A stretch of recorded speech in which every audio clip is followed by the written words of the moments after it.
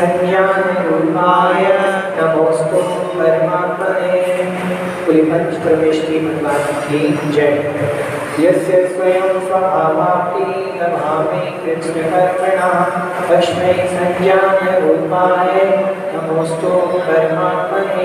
योग्योपादान योगेन कृष्णा स्वर्णकामता द्रव्यादिस्वादिसम्पत्ता वार्तनोत्यात्मकामता वरं प्रत्येक देवं नागदेव पितारितं छायातपस्थयोर्देव प्रतिपालयतोर्महान् सेवं देवे योगी अञ्जोरिवर्धने।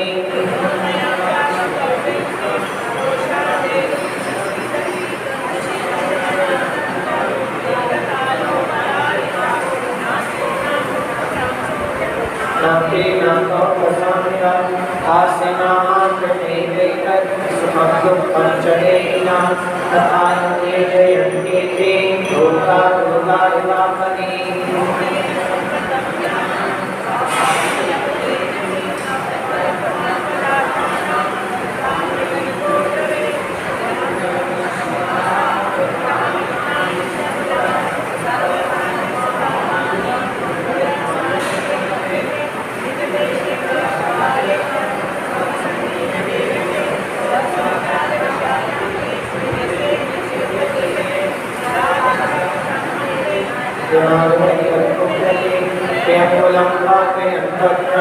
स्वयं दंडेन पात्यते क्षत्रियेण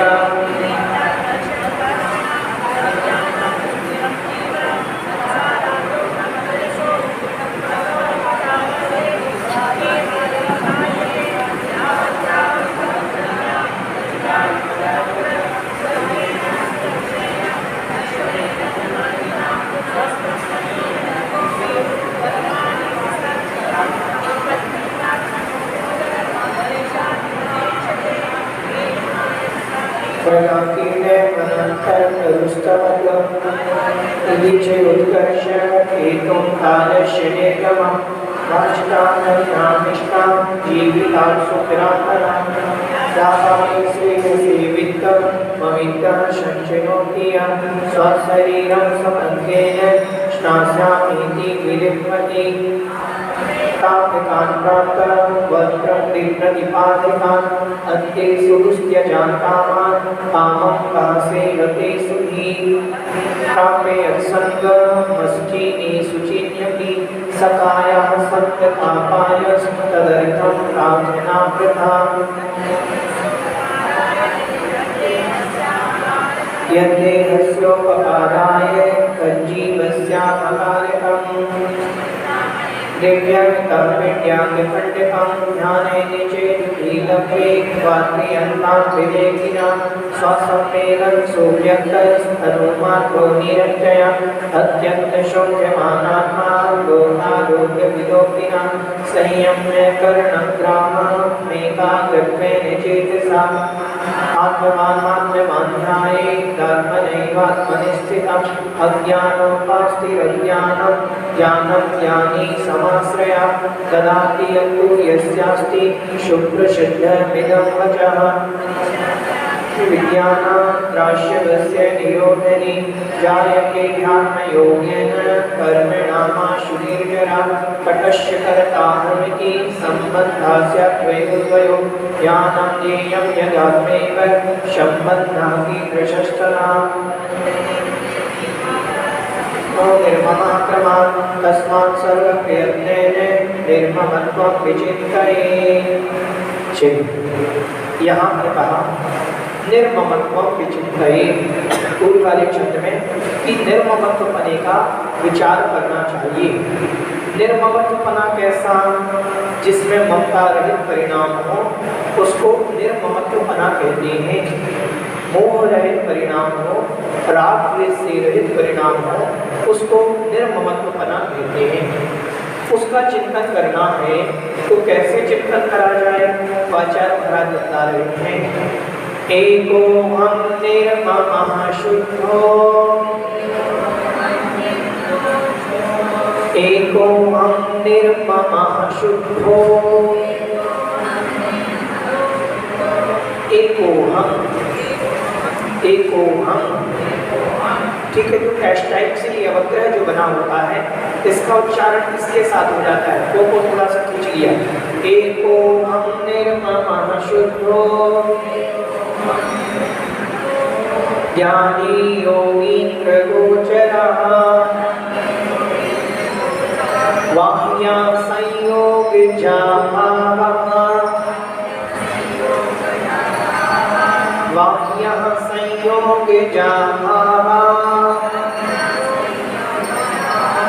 मत्तः सर्वेपि सर्वथा। बोले सभी एको हम निर्ममः शुद्धो ज्ञानी योगेन्द्र गोचरः वाह्या संयोगजा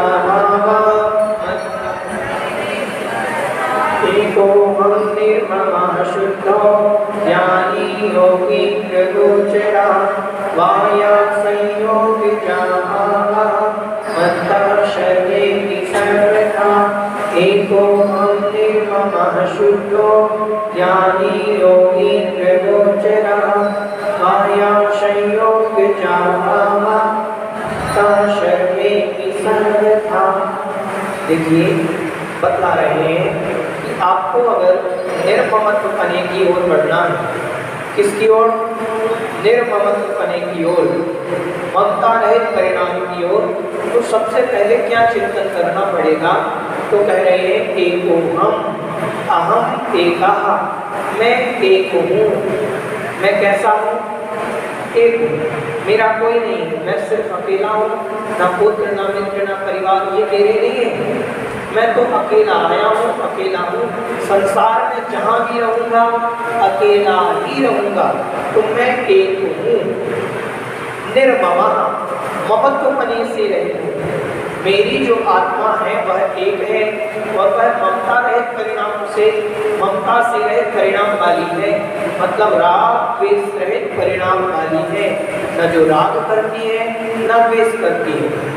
समझ में आ रहा है? निर्ममः, ममत्वपने से रहित है। शुद्धो, शुद्ध है। शुद्ध कैसे है? जैसे कोई वस्तु है, आपने तेल और पानी को मिलाया, तेल और पानी मिलाओगे तो तेल तेल में रहता है, पानी पानी में रहता है। आप पानी के अंदर घी डालोगे तो घी अलग रहता है, पानी पानी रहता है, घी में कभी पानी नहीं मिलता। तो आत्मा जो है निश्चय से तो शुद्ध ही है, आत्मा में कुछ मिला नहीं है, लेकिन आत्मा में जैसे दूध में पानी मिल जाता है ऐसे ही आत्मा तो दूध है और पानी कर्म है, आकर के मिल गए हैं। अब एक साथ रह रहे हैं एक ही जगह पर, लेकिन दूध के गुण दूध में है, पानी के गुण पानी में है। पानी का गुण पानी में है, दूध का गुण दूध में है। पानी में जो गुण है वो दूध में नहीं है, और जो दूध में गुण है वो पानी में नहीं है। दूध में शक्ति है घी बनने की, पानी में शक्ति नहीं है घी बनने की। समझ में आ रहा है? एक ही स्थान पर रह रहे हैं, दूध और पानी एक ही गिलास में भरे हुए हैं, लेकिन पानी में शक्ति नहीं है घी बनने की, दूध में शक्ति है घी बनने की। दूध में वो गुण है जो घी बन सकते हैं। ऐसे ही आत्मा और कर्म एक ही स्थान पर रह रहे हैं, अनादि काल से रह रहे हैं। आत्मा में सारे कर्म रह रहे हैं, लेकिन कर्मों में कोई शक्ति नहीं है शुद्ध होने की। कर्म जाकर के सिद्धालय में विराजमान हो जाए, नहीं, कर्म कर्म में रहते हैं और आत्मा आत्मा में रहती है। बस उसके साथ रहने के कारण, दूध में पानी मिलने के कारण दूध पतला तो हुआ है, दूध पर असर तो पड़ा है, लेकिन दूध के गुण पानी में नहीं गए। ऐसे ही आत्मा में कर्मों के आने से आत्मा पर असर तो कुछ पड़ रहा है कि आत्मा संसार में परिभ्रमण कर रही है, लेकिन आत्मा के गुण न कर्मों में गए न कर्मों के गुण आत्मा में आए। समझ में आया? तो शुद्ध है, शुद्ध निश्चय से आत्मा शुद्ध है। शुद्ध निश्चय से कैसी है आत्मा? शुद्ध है। आत्मा में न कोई कर्म आया है न कोई कर्म गया है, आत्मा तो अपने गुणों में स्थित है। ज्ञानी, ज्ञानी है आत्मा। हम समझते हैं हम अज्ञानी नहीं, आत्मा के अंदर ज्ञान भरा पड़ा हुआ है। आत्मा के अंदर ज्ञान है, अनंत ज्ञान है, लेकिन वो कर्म के संयोग के कारण दबा हुआ है, वो प्रकट नहीं हो पा रहा है। और आत्मा कैसी है?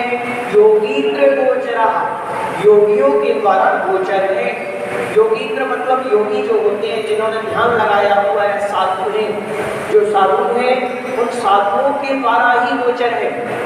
ध्यान रखना, आत्मा कोई भी वृत्ति या श्रावक, कोई श्रावक आत्मा को नहीं देख सकता, आत्मा को अनुभूति में नहीं ला सकता। आचार्य महाराज ने योगींद्र शब्द दिया कि जिन्होंने अपनी इंद्रियों को बस में कर दिया है, जो योग मन वचन काया जिनके बस में है, उनको योगी कहते हैं। तो उन्हीं योगी के द्वारा ही आत्मा अनुभूति में आती है, उन्हीं के द्वारा जानने योग्य है, अन्य के द्वारा नहीं।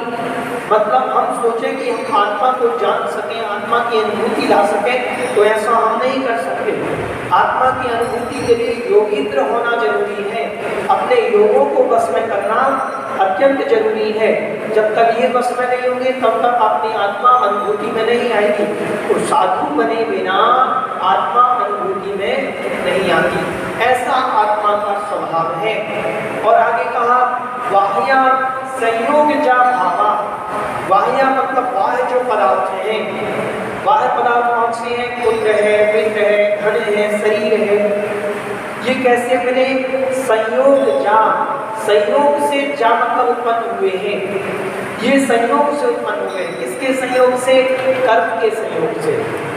कर्म के संयोग से जो उत्पन्न हुए हैं, ऐसे भावा मतलब पदार्थ, ऐसे बाह्य पदार्थ मत्तः मतलब मुझसे, मत्तः मतलब मुझसे, सर्वेपि सभी प्रकार से, सर्वेपि मतलब सभी तरह से, सर्वथा मतलब सभी प्रकार से, सर्वेपि मतलब सभी और सर्वथा मतलब सब प्रकार से, सभी प्रकार से ये सारे भाव मुझसे बाह्य है, बाहरी है, मेरे नहीं है। ध्यान से सुनना, शरीर मिला किसके संयोग से मिला? कर्म के संयोग से। अगर हमारी आत्मा में कर्म ना होते, कर्म का जैसे उदय हुआ तो शरीर की प्राप्ति हुई। तो ये जो शरीर मिल रहा है, पुत्र मिल रहा है, घर मिल रहा है, मकान मिल रहा है, धन मिल रहा है, पैसा मिल रहा है, वस्त्र मिल रहा है, खाने को मिल रहा है, सब संयोग जा भावा, कर्म के संयोग से ही उत्पन्न हो रहे हैं भाव सारे।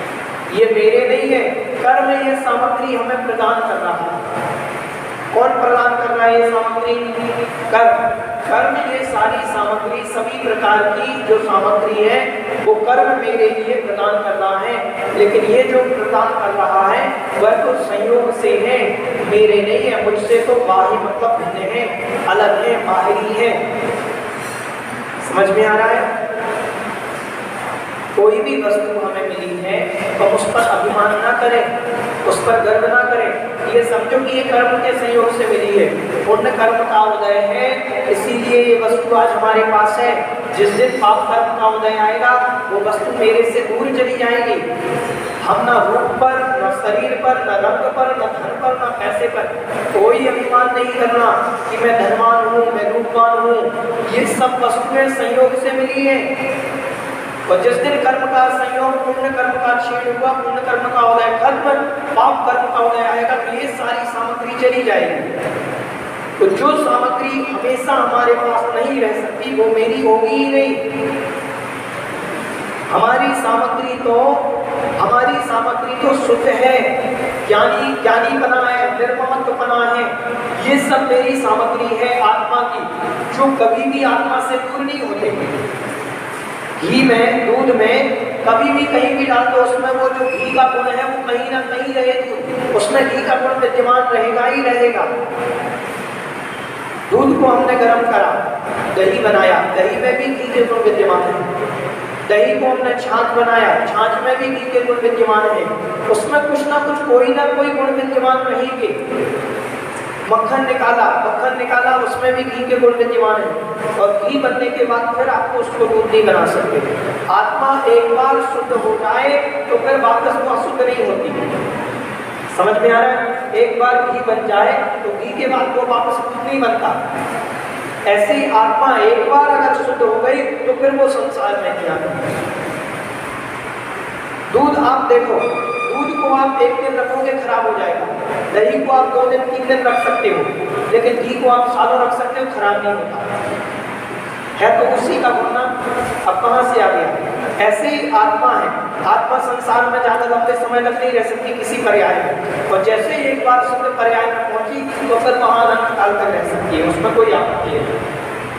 ठीक है, ये समझना ये बहुत आवश्यक है। निर्ममत्व परे का चिंतन करना कि कोई भी भाव मेरे नहीं है, ये परपरा मुझे मिला, शरीर मिला, रूप रंग मिला, धन संपत्ति मिली, सब मेरे नहीं है, तो संयोग से प्राप्त हुए, हमारे पुण्य का हो जाएगा। ऐसा चिंतन बार बार करना, ये जा भी सकती है सामग्री हमारी। ठीक, बोले जगत कल्याणी पातशाह की जितवाणी माता की जय।